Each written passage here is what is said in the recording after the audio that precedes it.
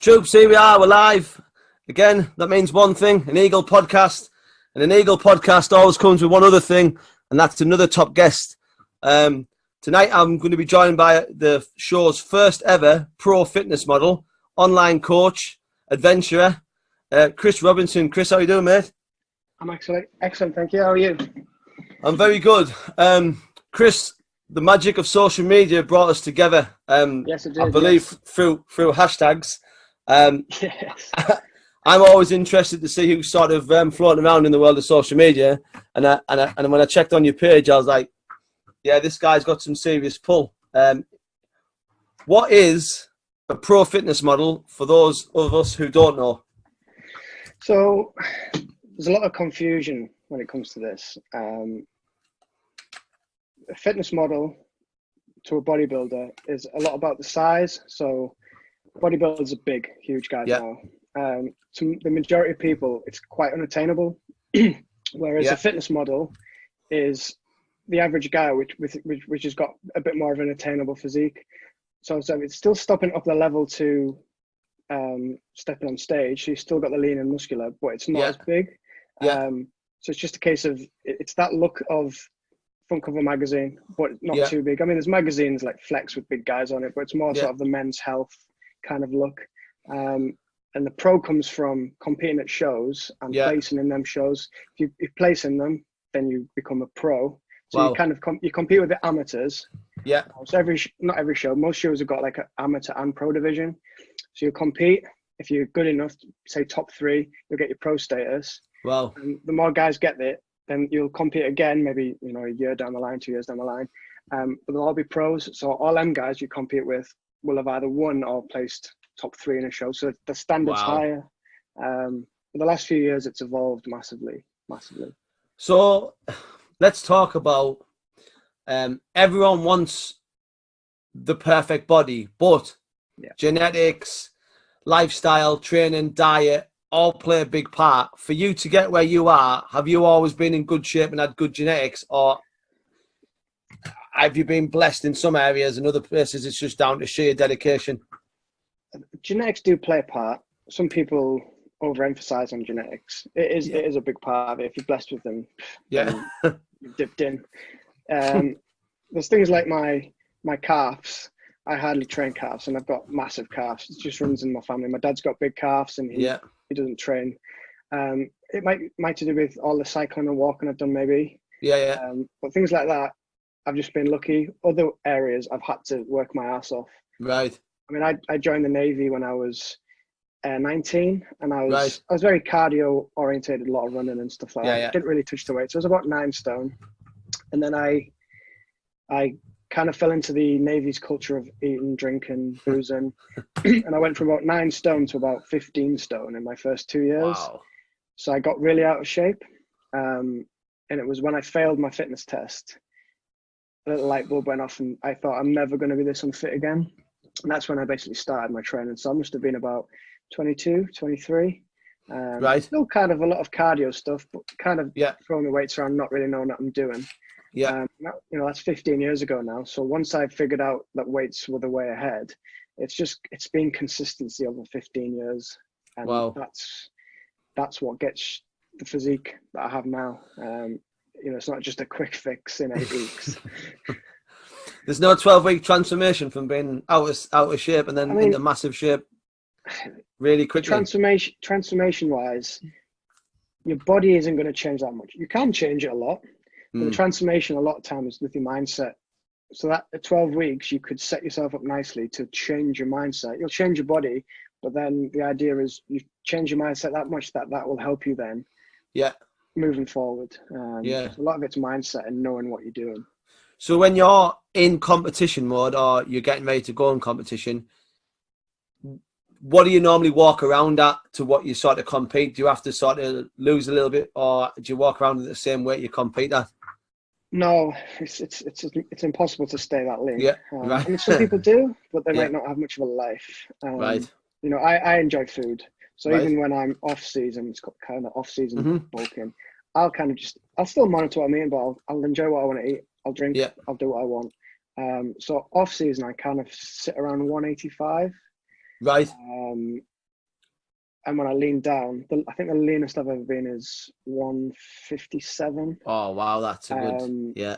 But that was 3 years ago, so Yeah. I don't know how much I've built since then. So I might not ever get down to that weight again. Yeah. But yeah, the sort of stage weight now is probably about 160. Is that So what you it's a good compete at, 160? Yeah, it's about 160. So it's under 75 kgs. That's the Yeah, category because I'm really small. Yeah.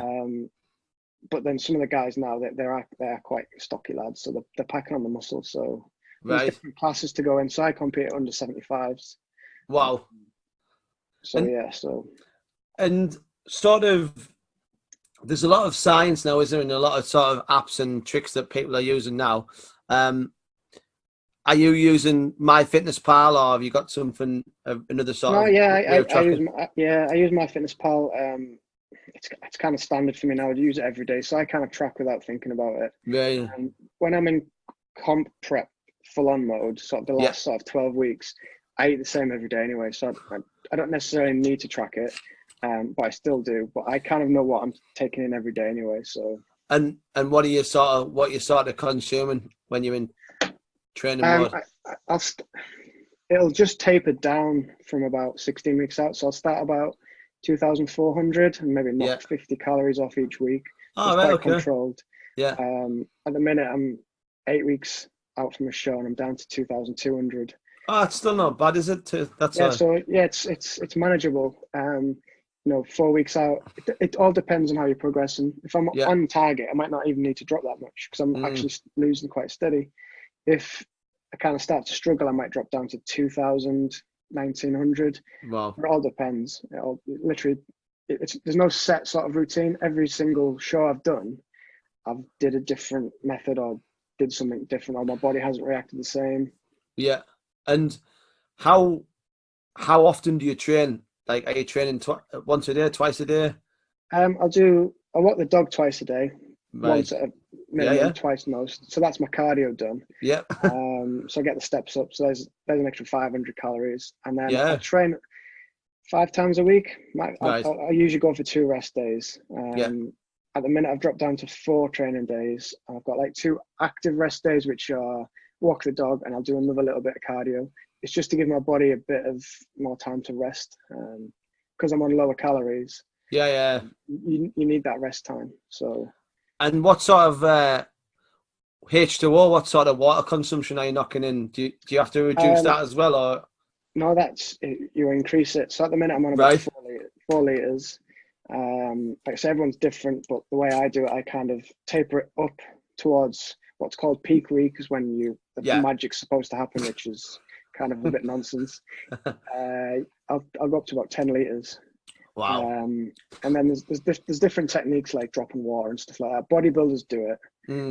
But for fitness, you don't really necessarily need to do it because it's a healthy, attainable look that kind of a lot of people are supposed to do. So you don't need to do anything drastic. So I'll usually maybe drop my water down to 2 liters a day before. And then on the day, I'll just have sips of water. So I'm not peeing every 2 minutes when I'm on stage. Yeah, I was going to say. And when you go to compete, obviously, is there a good camaraderie between the people competing, or is there genuine sort of rivalries? And I guess everyone must be sort of very alpha male. You'd be surprised. When the first time I competed, that's what I expected it to be. I mean, there's some federations out there that I've not competed in. Right. I get the impression they're like that, but I've never really competed in them, so I don't really know. But the shows that I've done, it's the complete opposite of what people might think. A lot of people might think everyone will be stuck up their own ass, walking around, strutting around, but it's opposite. It's kind of, you'll meet the nicest people you've ever met, because people get into competing for a few reasons. Maybe they're bullied, maybe they were overweight, and they lack confidence. So they get into competing to sort of change their life around, but then they still stay that sort of quiet person. So a lot of them are actually quite shy and unsure of themselves, and even when they're super fit in shape. So a lot of them are like that. So the camaraderie is fantastic. It's funny you should say that, because there's a lot of people. So you, like, obviously your Instagram, you've got great photos, you're in great shape, and for an outsider looking at it, someone would instantly look at you and go, "Bosh, I'm going to stereotype him. He's going to be loud. He's going to be sort of brash. He's going to be a showman."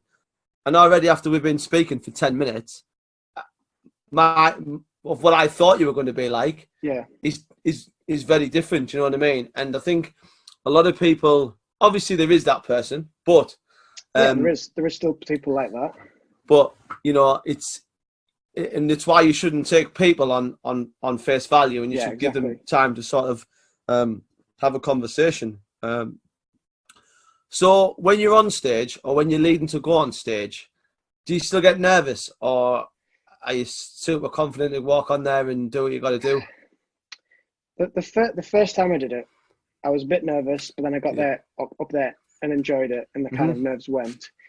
And I've done 7 shows after that. Every time I've done it, you know, you get more confident, you get more into it, so you kind of know what you're doing. But I've not done it for 3 years now, so all right.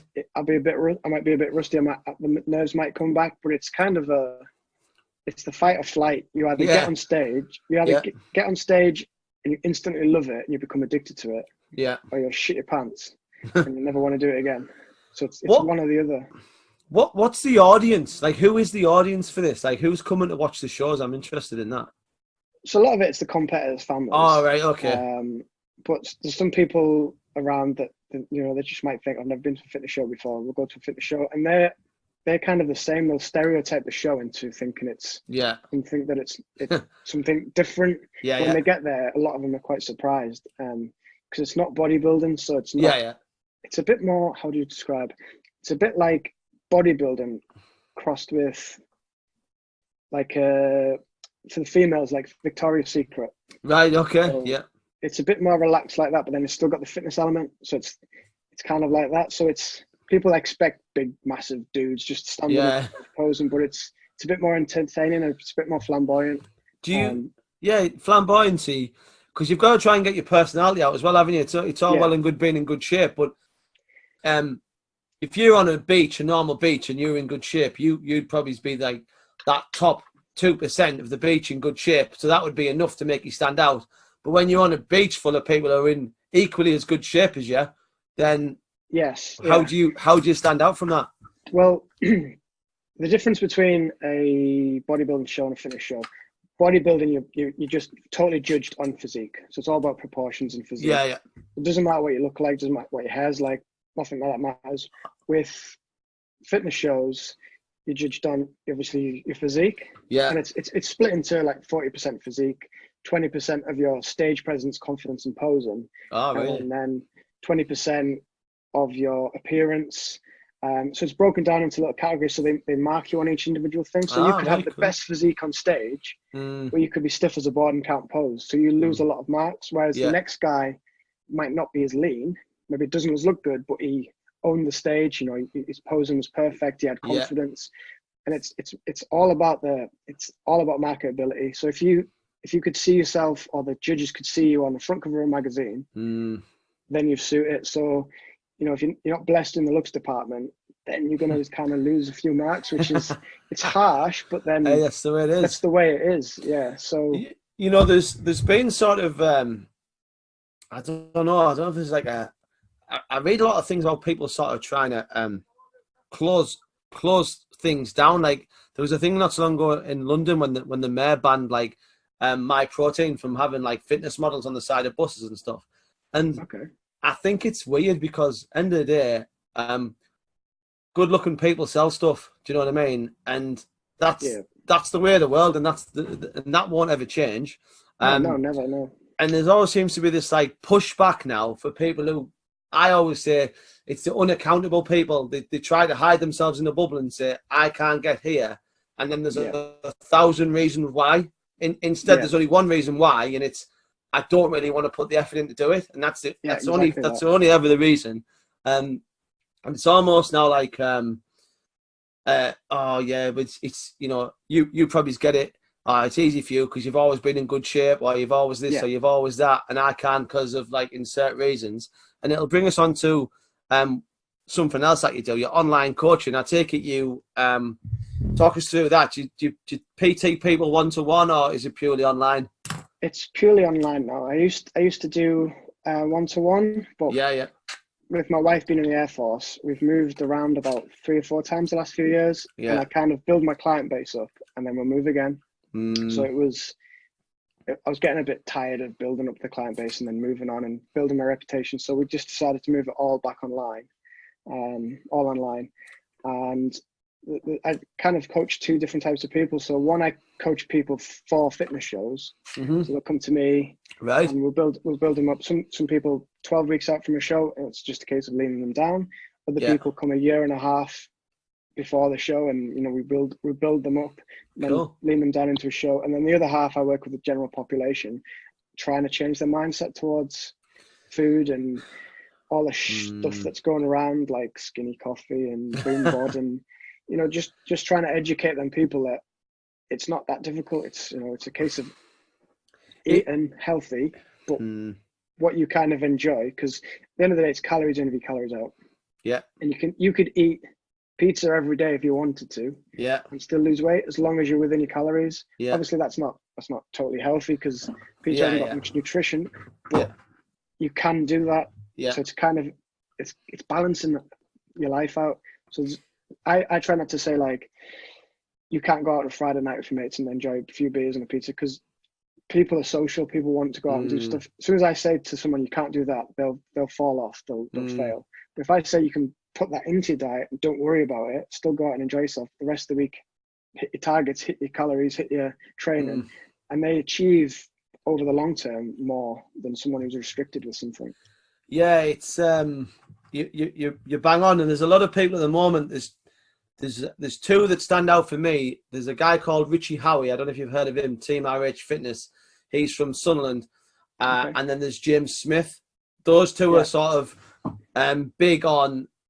They both push the same message. Both flamboyant. Both have big characters, and both aren't afraid to go after keto diets, skinny coffee, blah blah blah. They're both not afraid to sort of really say, "Oh, guess what? You stopped eating as much and you did more exercise and you lost weight." It's difficult. People don't look at they look for every other reason apart from the one reason. Yeah. So, like, you could do keto, but if you're still in a calorie surplus, you still get fat on a keto diet. If you're intermittent fast, you could still go over your calories and you still put on weight. So it's not the method, it's the fact that you've reduced calories. Each diet works perfectly. It's whether you can, if you don't like carbs, so if you don't like cakes and pasties and whatever, and keto's for you and you're like high fats, then great, keto will work for you because you don't like carbs. But I don't know many people that don't like carbs. So, and if we did it, I wouldn't why speak put yourself through it? Why put yourself through that? Nah, definitely. Carbs are the best. Oh, exactly. That's how you grow. It's a fair one. And obviously at the moment, I don't know if you've noticed it, you probably have, everything seems to be protein bars, protein shakes, protein Weetabix, protein milk, protein. Do you know what I mean? It just seems to be this big explosion at the moment, and it's clever marketing, isn't it, from the nutrition companies to go bang the word protein in front of that, and put another quid on it, and we're laughing. And I like them. I like a protein bar. Some of them are absolutely. Some of them are nicer than chocolate bars now. Oh yeah, definitely, yeah. But they're stacking like 250 calories per bar. So just because it's got the word protein in front of it doesn't mean you can just go crazy. That's the thing, because it's got protein in. Yeah, like you say, it's got 250 calories, but because it's got protein in, people think, I can have 2 of them. I'll have 3 of them. It's all right. It's got protein in, but that's 750 calories.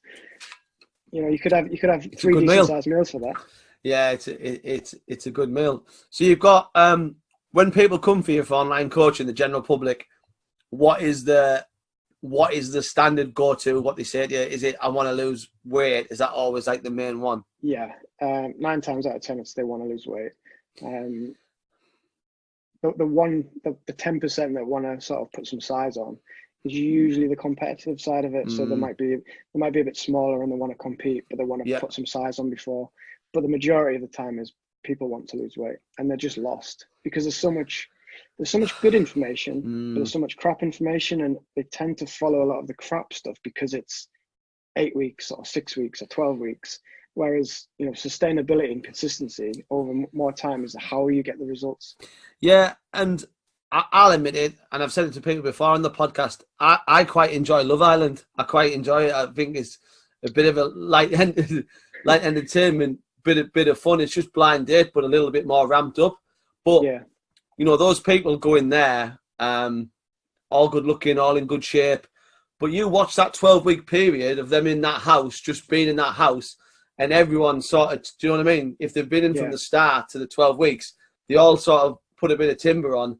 And then I think straight away that as soon as they come back out, they obviously get all the endorsements. And then there's the fitness DVDs and the nutrition. And I think that's something that needs to change, because there's people doing sort of nutritional advice or fitness advice because they're a reality TV star, and it's not their knowledge, is it? It's someone behind them, and obviously they're just using the star power to sell the item.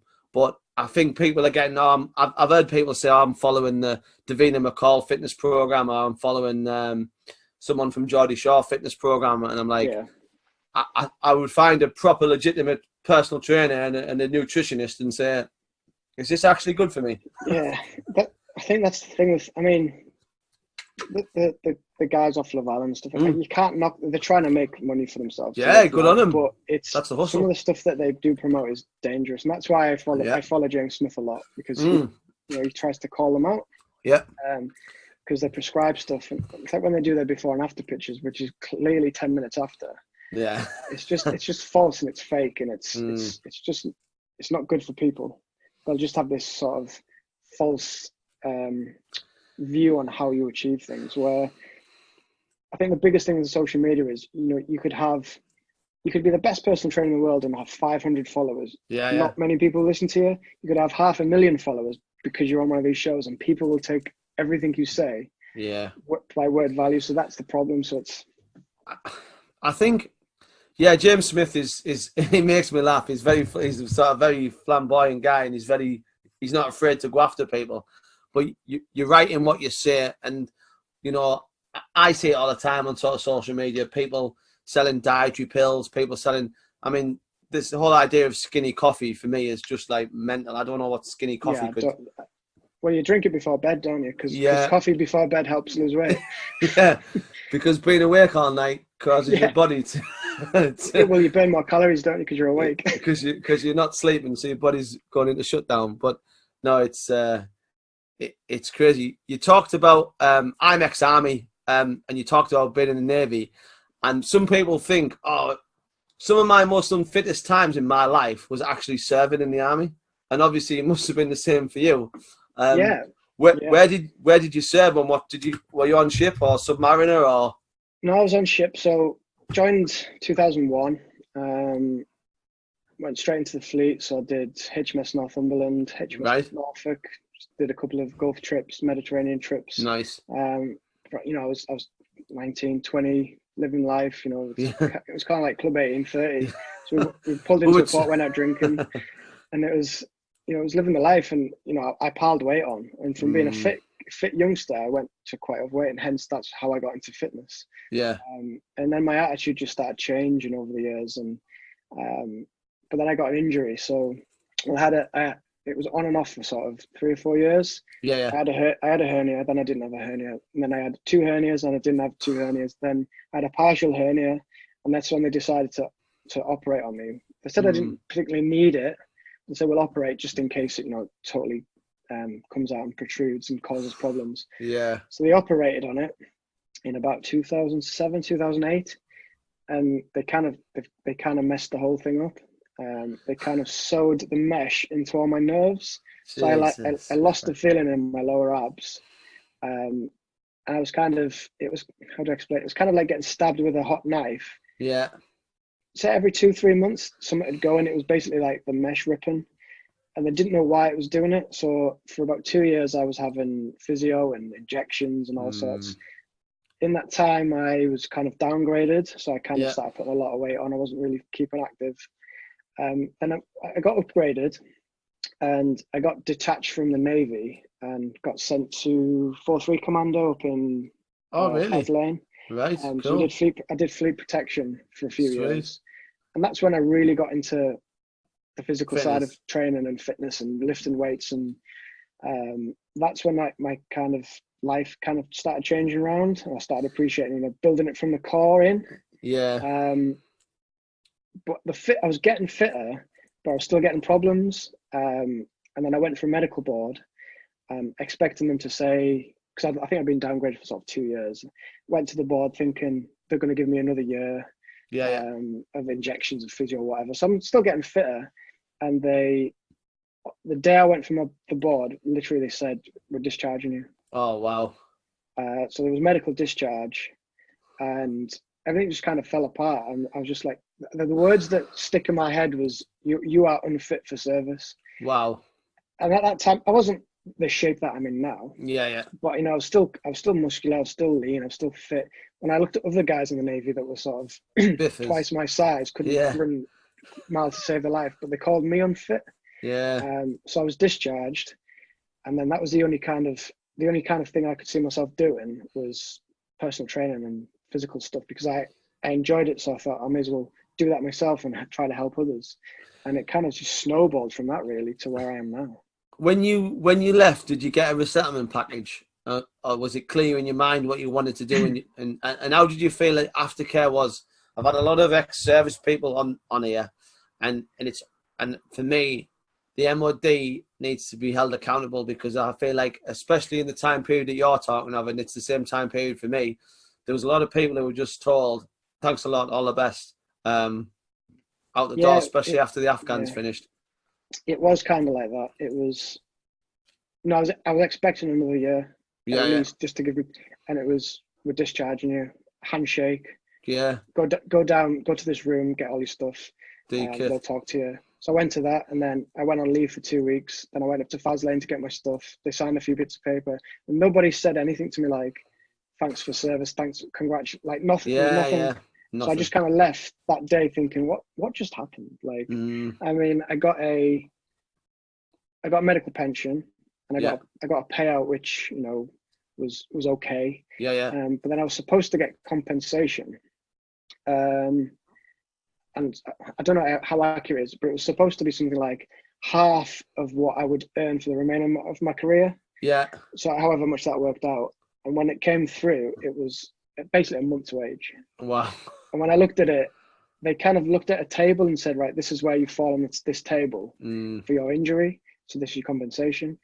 And it was something like, it said something like discomfort from hernia operation. I'm like, but they said that was the only thing that they could pass it as, so that's how much it came out as. And I tried to fight them for sort of 2 years to get sort of better compensation, and every time I just, like, civilian solicitors wouldn't touch it. So I 2 years I just fought a losing battle, and I just had to accept it. It's such a hard thing, and did you want to sort of join the Navy was it something you wanted to do from early on? I take it you were invested in it. Yeah, I wanted to join at 16, and I was signed up ready to go, and then I kind of chickened out because I was a 16-year-old. Yeah, and it's young. I went to join the army, and I went up to I think it was Glencorse in Scotland. Yeah, Glencorse, yeah. And I shit myself. I was like, oh my God, this is not for me. And then I applied for the Marines, and I applied for the Air Force, and it was just kind of over a period of 3 years. Yeah.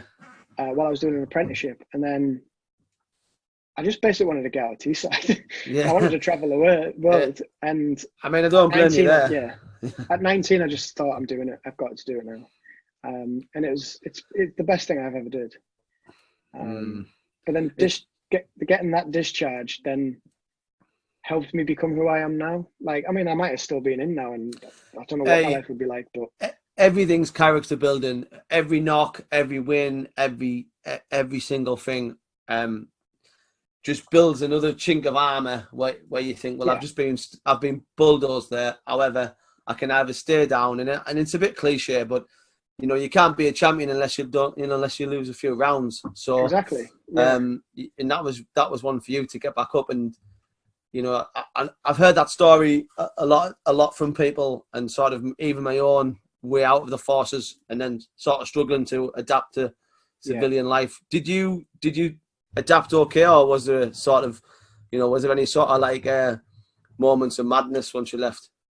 No, it was kind of, initially I didn't know what I wanted to do. It was quick. I was quick to sort of discover what I wanted to do, and I Yeah. got myself on my PT course. But at first, it was kind of, I was a bit lost.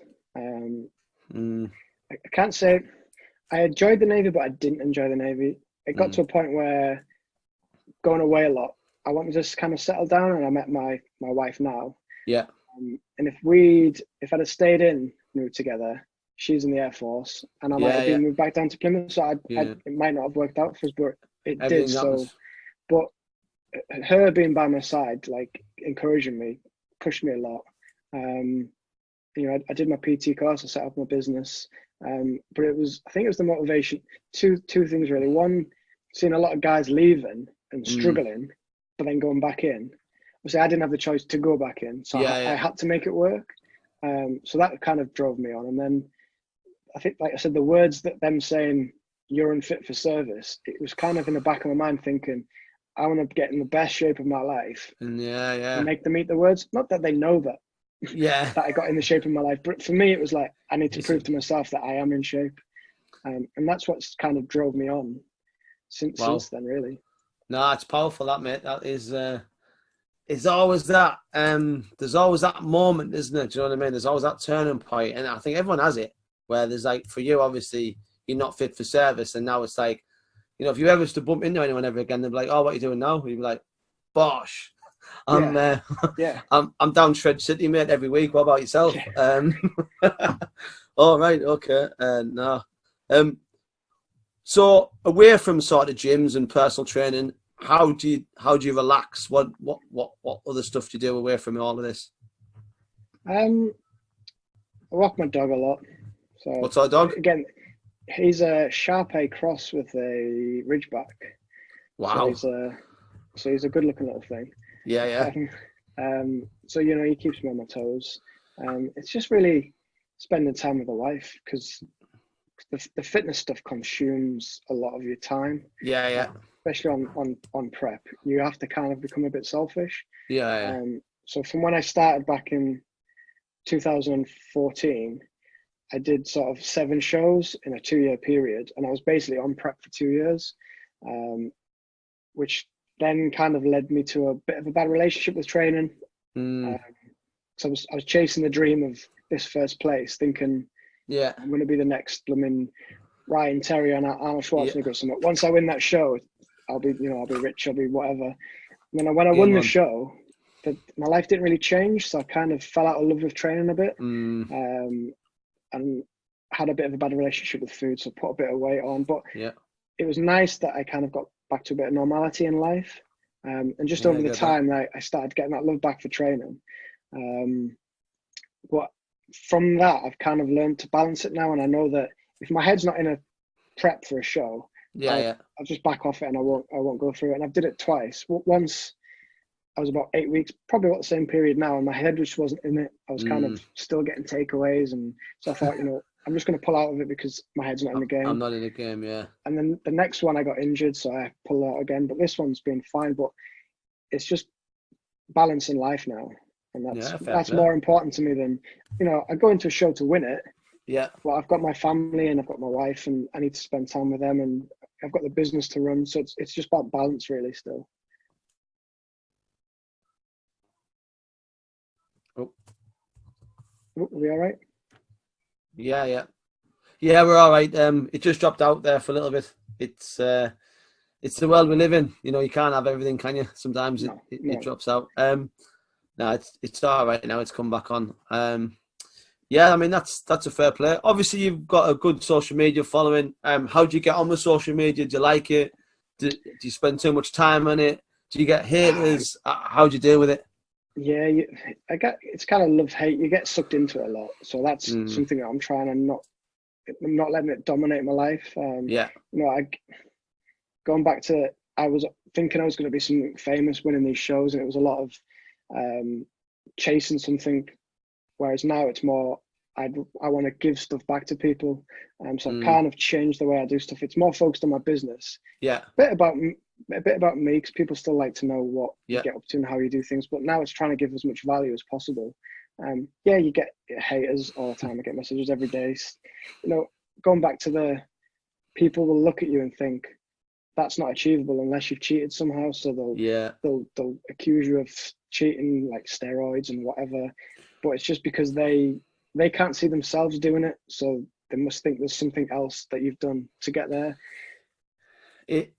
It's the first thing I say, like when people start talking to me and stuff, and I always say, get rid of the negative people out of your life. Like get rid of them bad influences.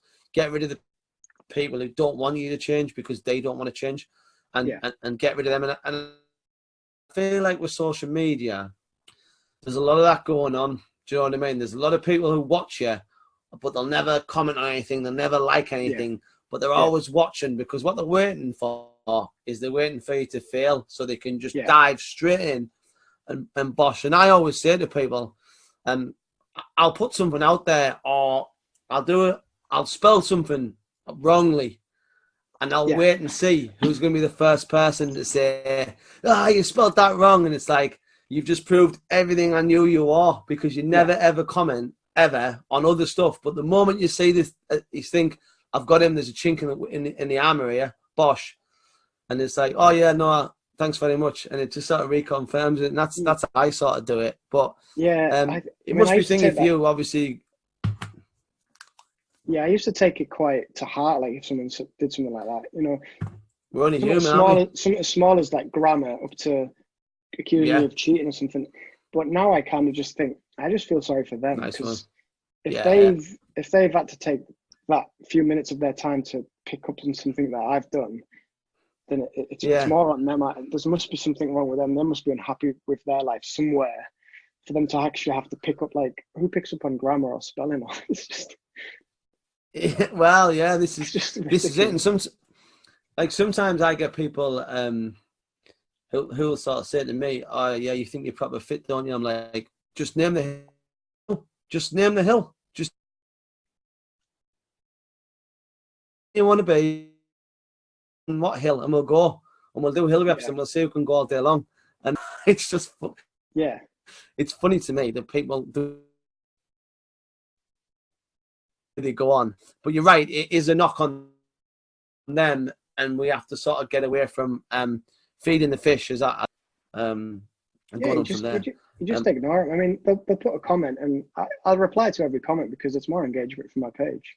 So if they put a hateful comment, I'll just reply to it, and it helps my page grow. So it's all good to me. Yeah, just turn it into that friend. Yeah. And always says to them, thanks very much for your greatest asset. And then they reply something like, yeah, what's that? And they go, your time. And it's like, bingo. Yeah, that's it. Like, Chris, we're flying through this, mate. We're coming into the sort of the final stretch. So I'm going to sort of go into the 5 whats. So the first one, what's the greatest advice you've been given? Greatest advice it's probably just be yourself all the time. Just don't change for anything. Like, don't change for people's opinions, or because someone somewhere will always think you're an arsehole. So you could save an old lady from a burning building. Someone will still think you're an arsehole because you did it for attention or something. So just be yourself. Accept you're gonna get abuse. Accept the haters, and just be yourself. Fair play. Second one, what's on your bucket list? That can either be personal or business, or I think I've done a lot of my stuff bucket list wise was sort of traveling, but we've kind of done that now. Now we've got the dog. We kind of don't travel as much, so it's not really nothing major. It's more something that we talked about. It's maybe doing something like a challenge or something next year. Cool. Giving back to someone else now for a change, maybe. Yeah, no, cool. This is always an interesting one. I think that we might have already talked about it. What's your toughest day? Yes, that day that they discharged me from the Navy, that was it was tough, but it was more of a shock. I just wasn't expecting it. You know, I was proud to serve my country, and then literally 2 seconds flat, that was done. Gone. I was out, and that was the end. See you later. So it's kind of fair play. That's a low point, but that low point has brought me into what I am now. So it's positive. Yeah, no, fair play. What's been your happiest day? Oh, maybe you've got a few. Apart from my wedding. Good save. The first show I ever did, because I decided to do a show in sort of in October 2014, and I did a 20-week prep for it. Went into the show literally just wanting to enjoy the experience, like wasn't bothered about placing, nothing like that, and came second in my first ever show.